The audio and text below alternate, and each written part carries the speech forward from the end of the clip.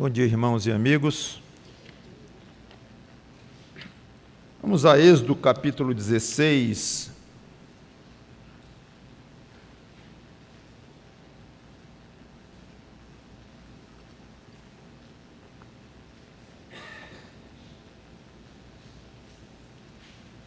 Êxodo capítulo 16, vamos continuar a história do início da caminhada no deserto. Vendo agora a ocasião em que Deus deu o maná e aproveitou para já introduzir o assunto do sábado, o sétimo dia de descanso para os judeus. Deus iria tratar disto pouco depois, quando ele desse os 10 mandamentos, dos quais o sábado seria um deles, mas ele já adianta aqui, eu já toquei neste assunto. E nós terminamos dizendo que, lembrando que alguns desobedeceram a Deus colhendo o maná no sábado, e era proibido, era para colher uma porção dupla na véspera do sábado, para não trabalharem, não fazerem essa atividade de recolher maná no sábado. Alguns desobedeceram, já comentamos isso. Então, no finzinho da pregação, eu comentei que Deus, embora indignado, ofendido, mas ele reagiu de uma maneira mansa, de uma maneira sem disciplina física, na ocasião, e que ele simplesmente reclamou, falou e mandou Moisés reforçar então a ideia, a essência do que estaria por trás da ideia do sábado. Então Deus se limitou a mostrar a indignação dele, enquanto ele estava ofensivo, com uma pergunta, vamos dizer, retórica, que não precisava resposta. Até quando recusareis guardar os meus mandamentos e as minhas leis? Retórica no sentido de que não precisa responder.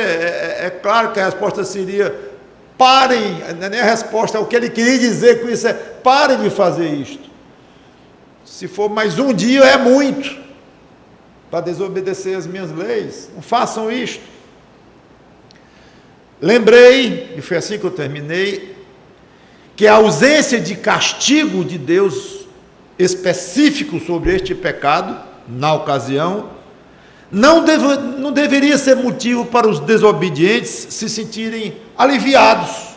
Terminei falando isso. Coisa boa, não fomos castigados, legal. Não é a reação correta.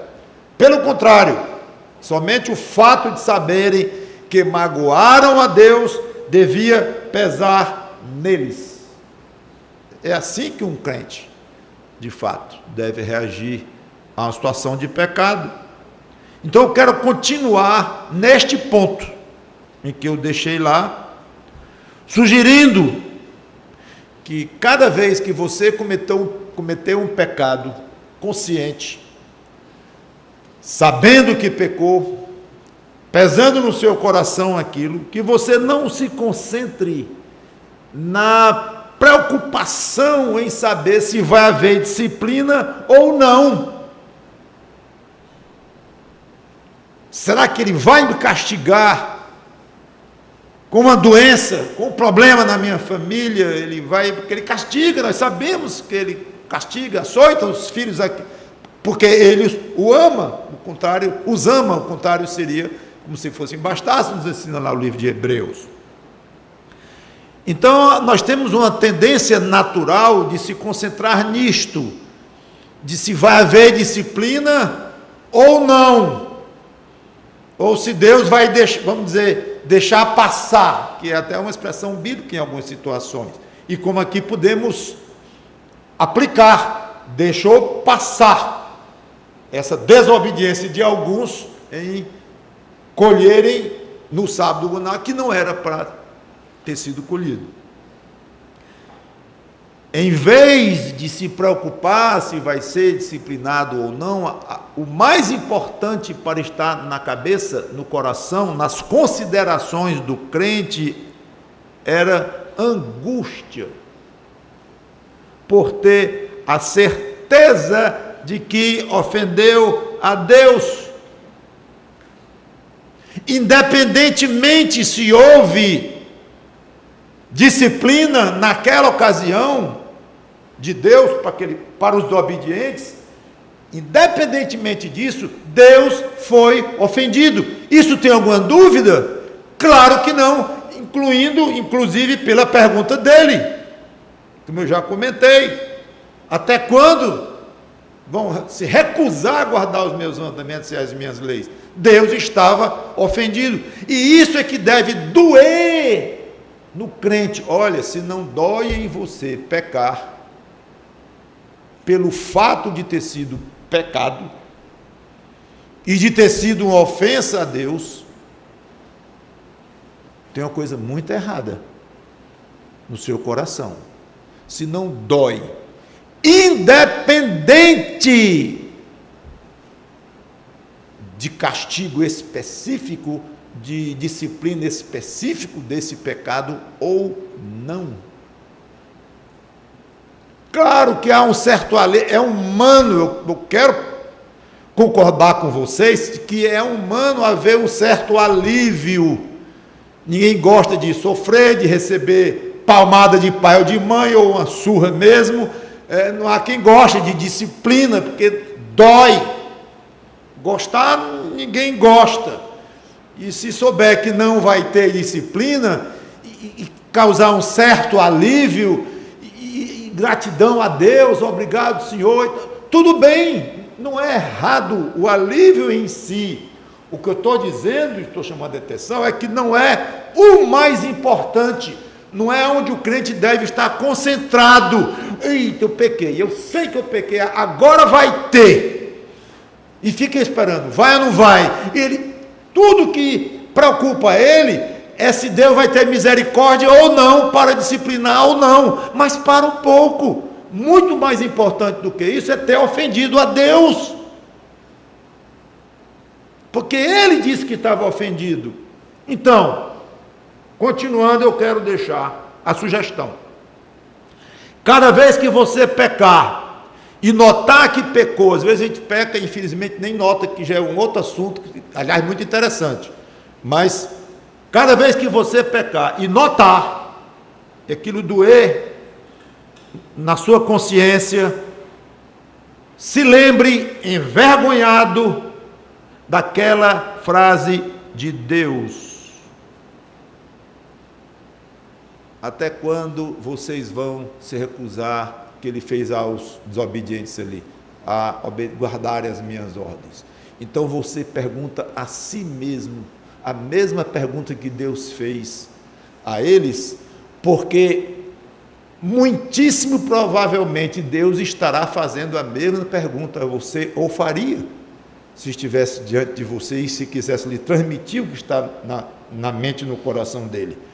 Então você pergunta a si próprio: até quando eu me recusarei a obedecer ao meu Deus? Esta é uma pergunta excelente, ou dizendo de outra forma, que indica uma posição muito saudável do crente, mesmo um crente que acabou de pecar. Mas nós pecamos, não que a gente vai achar isso natural e não ligar, não, mas que a gente vai pecar, vai, e saber reagir de maneira correta é importante. Então, essa reação que você deve ter, ou uma das, ou dentro do contexto da reação de um crente ao próprio pecado: até quando eu vou me recusar? Porque é uma recusa. Olha, por causa desta recusa sua em não guardar os mandamentos de Deus, Cristo morreu na cruz, daquele tal pecado que você sabe que cometeu, por causa desta recusa. Então, cada pecado que você cometer, guarda essa palavra na mente e no coração recusa em obedecer, eu estou me recusando a obedecer. É forte, irmãos, isso aí. E não espere que venha uma voz do céu perguntando, não. Basta a voz do Espírito dentro do seu coração lhe dando pesar pelo que você fez. Então, fique envergonhado mesmo, confesse a Deus e agradeça, porque aquele seu pecado, sim, levou Cristo à cruz, mas levou e então já está tratado. E Cristo morreu, ressuscitou, já está no céu, e você está livre daquele pecado em termos de vida eterna, independentemente se virá ou não o castigo ou a disciplina. Veja que o castigo ou a disciplina vira coisa secundária quando se trata de consequência de pecado. Versículos 29 e 30. Êxodo 16, 29 e 30. Considerai, que o 28 tem a pergunta, né? Então disse o Senhor a Moisés: até quando recusareis guardar os meus mandamentos e as minhas leis? Acabei de comentar. Considerai que o Senhor, agora como se Moisés estivesse falando ao povo e repetindo mais uma vez a obrigação de descanso no sábado. Considerai que o Senhor vos deu o sábado, por isso ele no sexto dia vos dá pão para 2 dias. Cada um fique onde está, ninguém saia do seu lugar no 7º dia. Assim descansou o povo no 7º dia. Vamos orar. Obrigado, Senhor Deus, pelo privilégio de rever essa história tão bela e tão cheia de coisas bonitas e feias em termos do comportamento do teu povo, e ao mesmo tempo coisas lindas, sempre lindas, vindas de ti, algumas acima da nossa compreensão. Não podemos explicar bem tudo, todas as tuas ações, atuações, reações, mas muito nós podemos explicar sim, à luz da tua própria palavra, que abre um tanto quanto o teu coração para nós, os teus pensamentos, como tu vês as coisas. Então nos ajuda mais uma vez a descer um pouquinho fundo aqui nessa história, nesse pedacinho da história, para crescermos em Cristo. Em nome dele te pedimos e agradecemos. Amém. Então finalmente o povo obedeceu e descansou no 7º dia. Parece ironia isso aqui. Deus estava reclamando que eles o tinham ofendido porque desobedeceram uma ordem dele, e a ordem era descansar. Não é o contrário, não? Será que Deus não mandou foi eles trabalharem, até caírem de cansaço, como quando estavam escravos lá no Egito? Então era difícil obedecer a Deus até nisso. Quando ele manda descansar, parece ironia, parece brincadeira, parece uma coisa assim esquisita, que a gente não está entendendo bem, mas não, é isso mesmo. A desobediência não foi porque Deus mandou trabalhar dobrado no sábado, mas no contrário, mandou descansar. O pecado é tão esquisito, irmãos, tão maligno, tão hostil a Deus, que ele se volta contra Deus, até mesmo quando ele dá uma ordem visando o nosso repouso. Pausa no trabalho, tranquilidade. E quantas vezes o pecado é contra o nosso próprio conforto, a nossa própria comodidade. Nós temos a mania ou a tendência não errada de identificar pecado, relacionar pecado com coisa boa, em termos do mundo, em termos da carne, coisa boa, agradável, os prazeres transitórios do pecado. Um pouco a Bíblia reconhece que alguns dão prazer mesmo, prazer que não é aprovado por Deus, mas dão prazer ao ser humano pecador. Então a gente sempre associa pecado com coisa gostosa, agradável, legal, e o não pecado, a obediência a Deus, é uma coisa mais dura, mais difícil, serviço, trabalho a Ele, e é isso, aquilo, lutar contra muitas coisas, remar contra, ou nadar contra a maré. A gente associa isto. E está correto até um certo ponto. Como eu disse, a própria Bíblia reconhece que pecados têm prazeres não aprovados por Deus, mas a carne tem. Mas não é sempre não. Às vezes o pecado traz comodidade a nós, é mais fácil. O pecado, diga, a obediência, traz mais comodidade a nós. O pecado dá mais trabalho. Quer ver um exemplo? Mais trabalho ou causa mais sofrimento, mesmo para a carne. Um exemplo, poderia dar vários. Perdoar uns aos outros. Claro, esse é o segundo exemplo. O primeiro é o sábado, é o primeiro exemplo. Não trabalhem no sábado, nem recolham comida no sábado. Que maravilha! Não, eu vou desobedecer, eu vou me recusar a descansar. É o contrário. Aí vem, segundo exemplo, poderia dar vários. Perdoar uns aos outros. Gente, faz muito mal ao corpo, à alma, não perdoar, alimentar a raiva, alimentar a amargura de pensamentos de vingança. Isso faz mal, isso cansa, é um peso. Não perdoar maltrata, e o contrário, perdoar causa alívio, é de graça até. É uma decisão só. Tudo bem, pedir ajuda ao Espírito Santo que banhe esse coração de perdão e tudo mais, mas é uma decisão pessoal. E é algo altamente saudável ao corpo, à mente, ao sono. A angústia faz bem perdoar, alivia perdoar. E é exatamente isso que Deus manda nós fazermos. Perdoe. Não. Perdoe, é melhor para você. Não. Ele me magoou, já perdoei 2 vezes. Terceira, não. E eu via meu pai dizendo que não perdoava era ninguém, nunca. Então eu estou lá na frente do meu pai, ou da minha mãe, do meu avô, sei lá de quem. Meu exemplo de vida. Eu gosto de camarada bom é assim mesmo, que não perdoa. Ainda elogia. E sofre, e não perdoa. Então a gente olha assim, que insensatez.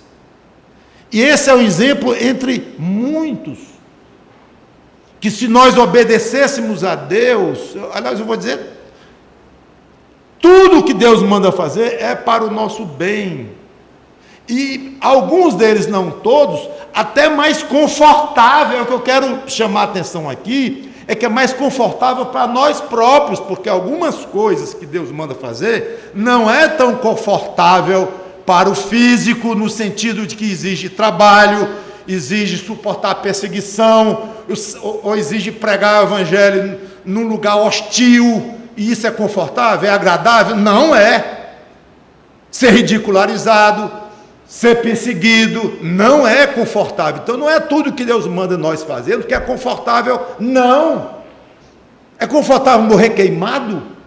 E muitos mártires morreram queimados porque obedeceram a Deus. Então vamos ser francos, vamos ser claros.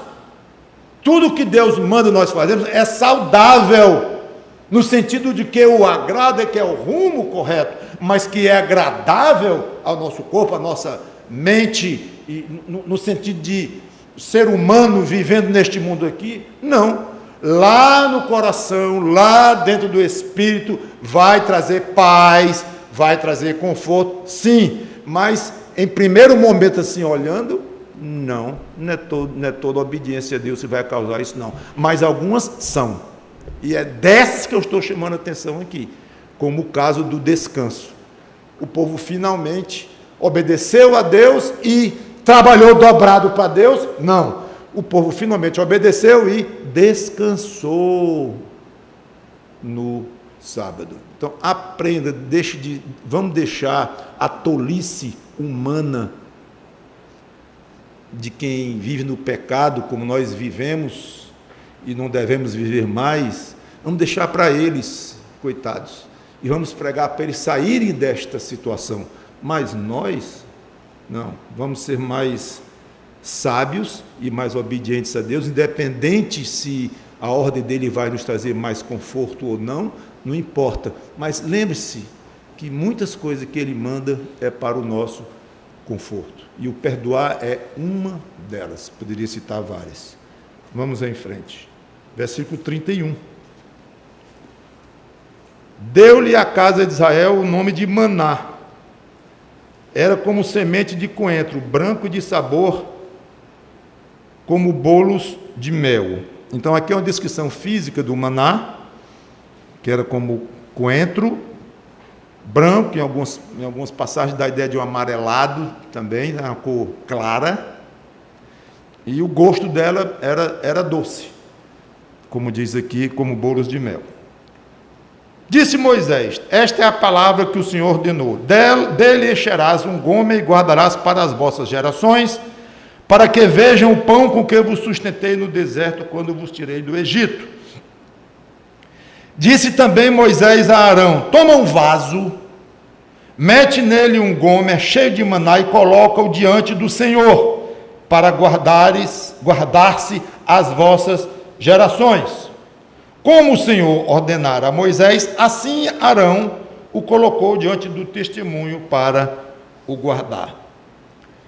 Então, Deus manda guardar um gomer, já expliquei aqui que significa ou uma porção, ou equivalente a em torno de 2 litros, não se sabe exatamente qual o sentido aqui, mas Deus mandou guardar uma porção para as gerações futuras saberem disto e servir de mostrar às gerações futuras.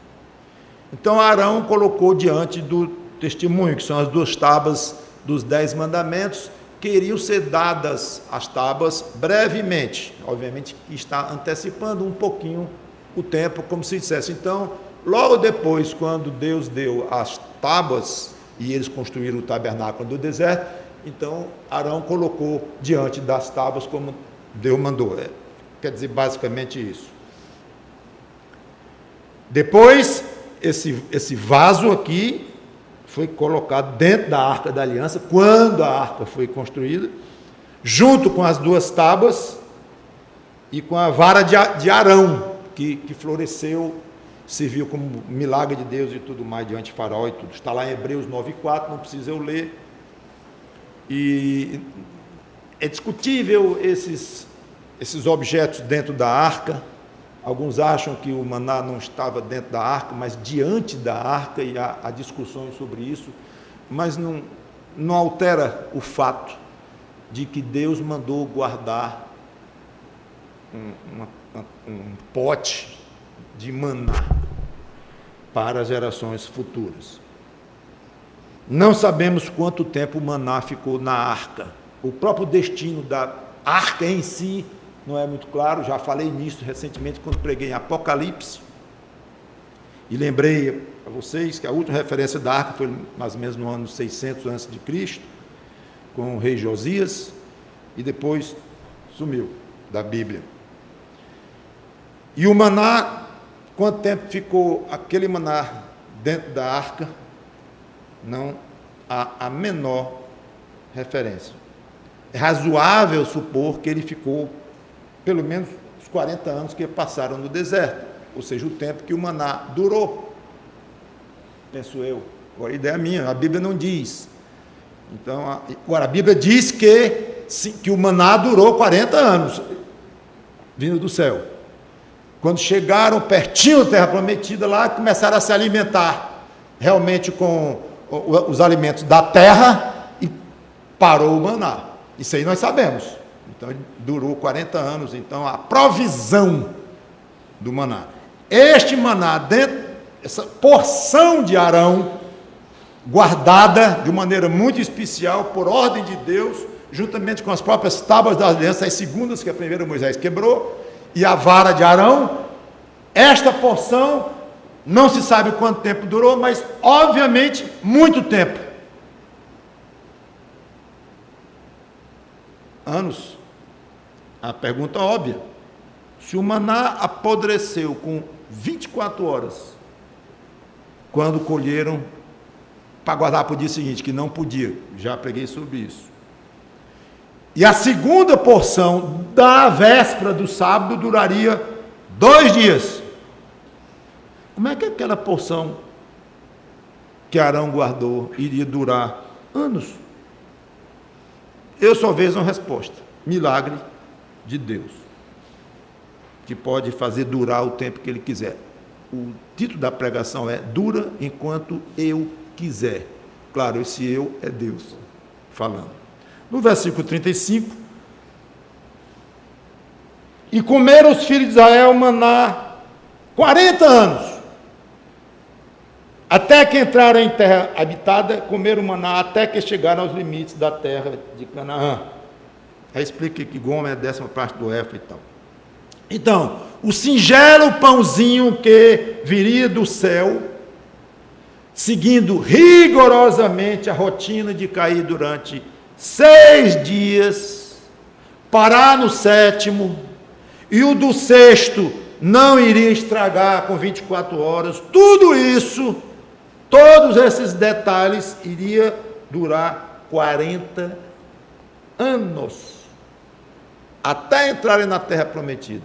Aí perguntamos: como pode? Não tenho outra resposta: milagre de Deus. Aí nós lemos na história do profeta Elias, que houve fome na terra, e Deus mandou um caminhão do McDonald's servir Elias lá todo dia para ele não morrer de fome. Mandou corvos sustentarem Elias. E escreve lá: 2 vezes por dia. Não era 3, não era 1, eram 2. Tinha um horário de entrega, o delivery. Horário de entrega. E diz os especialistas que os corvos são animais extremamente egoístas, que mal cuidam dos filhos. Nunca estudei isso, não entendo disto. Desde que eu me converti que eu ouço falar nisso, que os corvos são terríveis, abandonam os filhos, e são animais, pássaros, muito... O exemplo de cuidado nunca seria um corvo. Em outras palavras, e Deus capricha: eu quero é o corvo, sustentando Elias 2 vezes por dia, durante vários dias. Detalhe: o cardápio era variado: pão e carne. Levem para Elias pão e carne, na seca. Não me perguntam onde arranjaram, que eu não sei. Como é que pode isto? Milagre de Deus. Aí vem para o riacho onde Elias estava ao lado, ele seca. Os corvos param de ir, aí Elias vai para a casa de uma viúva,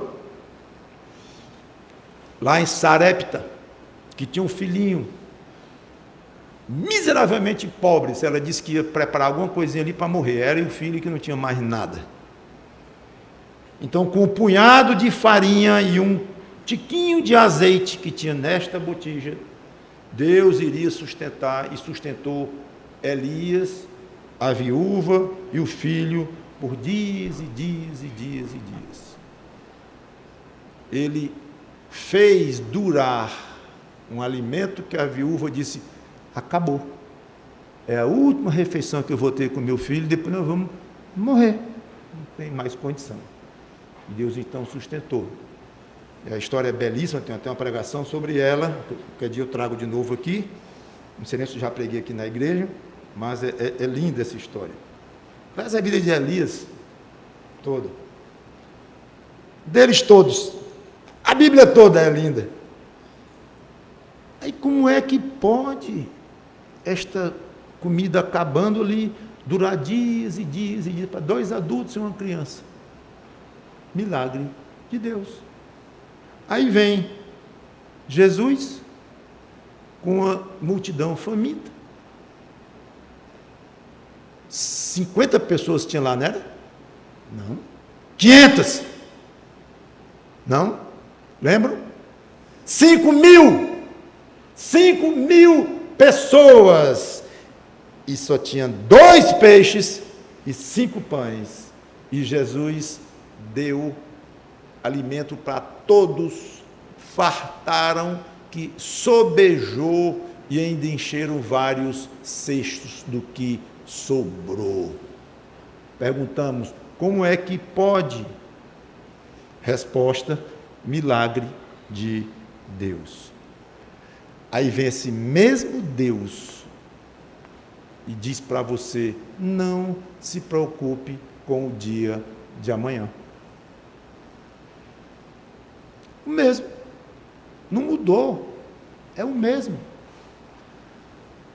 As necessidades são as mesmas. Então não tem nenhum problema em aplicar diretamente o que Deus fez miraculosamente em todos esses exemplos que eu dei, tirando alguns da história bíblica, e aplicar para você hoje, pleno século 21. E ele diz, eu vou cuidar de você. Quanto ao que você tem, se é pouco ou muito, eu farei durar até o dia que eu quiser. Eu faço o pobre rico, eu faço o rico pobre, eu faço o que eu quiser. E eu estou mandando. Não se preocupe com o dia de amanhã. E se sua poupança acabar, acabou. E eu vou providenciar outra fonte. Eu mando corvos lhe sustentar, se eu quiser. Ah, mas Deus não usa isso atualmente, está certo. Mas Ele manda, vírgula, se Ele quiser. É o mesmo Deus, com o mesmo poder, com o mesmo amor, mesmo cuidado. Se faltar, eu vou providenciar outra fonte para lhe sustentar até o dia que eu quiser. Tão somente creia em mim. No aspecto particular, que é o que eu estou comentando aqui, de crer que Ele vai lhe sustentar. O assunto aqui é sustento. Claro, é muito vago dizer, creia em Deus, creia em mim, em 1000 coisas, mas eu estou focalizando neste ponto. Creia no que você vai comer e beber e se vestir amanhã. Ele vai providenciar do jeito que Ele quiser. E no dia que Ele quiser que falte, falta. Todo mundo na cidade pode ter abundância de comida, vai faltar na sua mesa, se Ele quiser. E se Ele quiser, vai ser o contrário. Gideão, né? A lã, né? Molhado, tudo ao redor seco, e o contrário, Ele faz do jeito que Ele quer.